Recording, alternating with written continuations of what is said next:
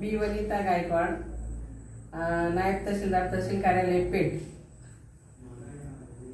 येथे कार्यरत असून मला गेल्या 4 वर्षापासून शुगरचा खूप प्रमाणात त्रास होता आणि श्री निकाळे आमच्या कार्यालयात श्री निकाळे भाऊसाहेब